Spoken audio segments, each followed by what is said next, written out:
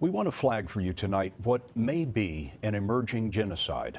ISIS claimed responsibility today for the Easter bombing. Donald Trump is still criticizing the military. To give the victims of the mass murder here in the Gombo a Christian burial required, in essence, a mass grave. The slaughter is spreading. The Iraqi government is battling ISIS with limited success. The Islamic State of Iraq and Syria, ISIS, is one of the most recent and known terrorist groups globally, as they have been responsible for several worldwide attacks. What do you think about ISIS and their rise to power? I think ISIS and their rise to power is, I think it symbolizes many things. I think it shows like how the world is changing, and I think it also had a large impact on like the way society thinks as a whole, especially with the fact that like we now categorize Muslims as all being bad just because like one group of them has risen to power and like committed so many bad actions. ISIS is like, what they do is not right. They kill people, they take over stuff. It's like people refer to them as like, bad guys, like they kill a lot of people and, it's just not right. Do you think they deserve to be called the bad guys?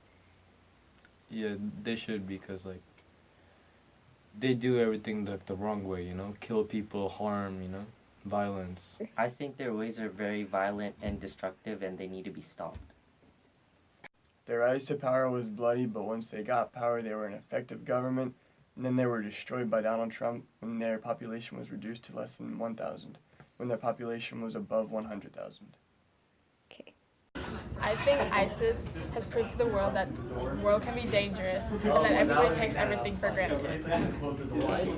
ISIS's rise to power also like shows like how, I guess, how bad we've gotten, like almost not, I don't want to compare it to like a really bad thing, but like almost like Hitler, like like when we let Hitler get to like a position of power and all of the bad things that he did, like we're kind of letting that happen again with ISIS, because they're also doing a lot of bad things. They also have a vendetta, and I think that says a lot on our society as a whole.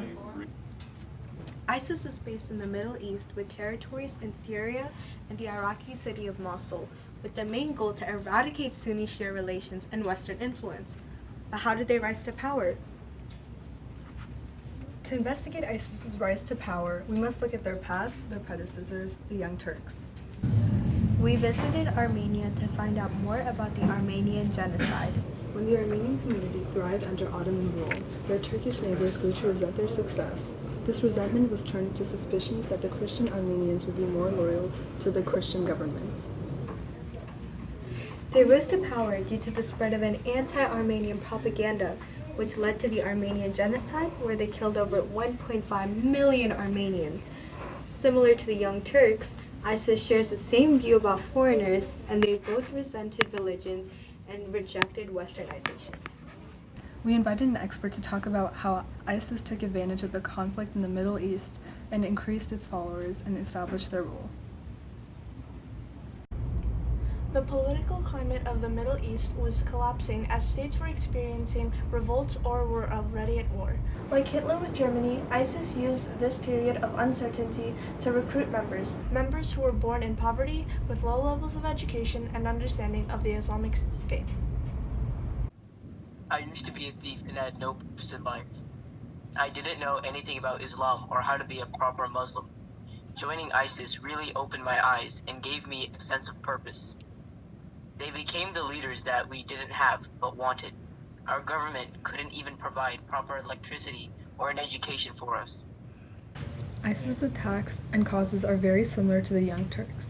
Their act of terrorism resulted in changes to foreign policies. The main cause of all of this conflict is a culture's belief that they are superior to others. If all cultures could come together to coexist together, such crimes against humanity wouldn't need to exist.